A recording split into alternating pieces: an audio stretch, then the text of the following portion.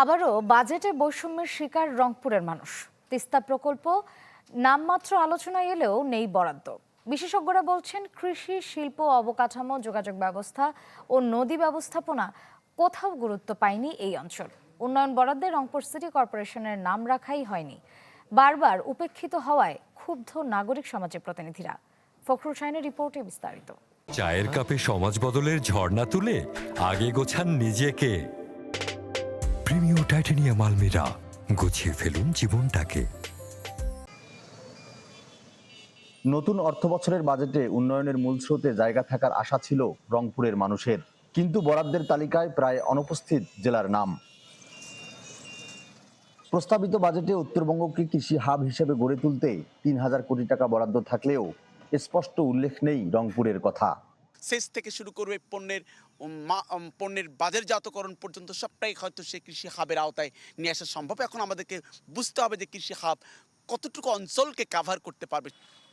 বিশেষজ্ঞরা বলছেন, দেশের অন্যতম কৃষি উৎপাদন অঞ্চলে পচনশীল পণ্য সংরক্ষণে নেই কোনো উদ্যোগ। জিআই স্বীকৃত শতরঞ্জি নিয়েও নেই বরাদ্দ। এই অঞ্চলে হাড়ভাঙা আম, যেটা জিআই পণ্য হিসেবে স্বীকৃতি পেয়েছে, সেই পণ্য সংরক্ষণ এবং এই অঞ্চলে যে কৃষি পণ্য আছে সেই কৃষি পণ্যগুলোকে সংরক্ষণ করবার জন্য বাজেটে কোনো বিশেষ বরাদ্দ আমরা দেখিনি।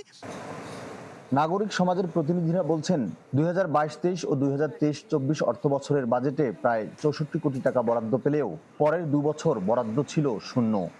দক্ষিণ পশ্চিম অঞ্চল, ওই অঞ্চলের যে উন্নয়নের বাজেট দেওয়া হয়েছে, ওখানে যে এডিবি দেওয়া হয়েছে, সেই হিসেবে রংপুর অঞ্চলকে এত বড়ভাবে বঞ্চিত করা হয়েছে।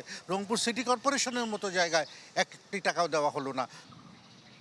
2 কোটি মানুষের অভিশাপ ঘোচাতে দীর্ঘ সময়ের আন্দোলন, জাতীয় ইস্যুতে রূপ নেওয়া তিস্তা মহাপরিকল্পনা বাস্তবায়ন নিয়ে আলোচনা হলেও প্রকল্পে নেই সুস্পষ্ট বরাদ্দ।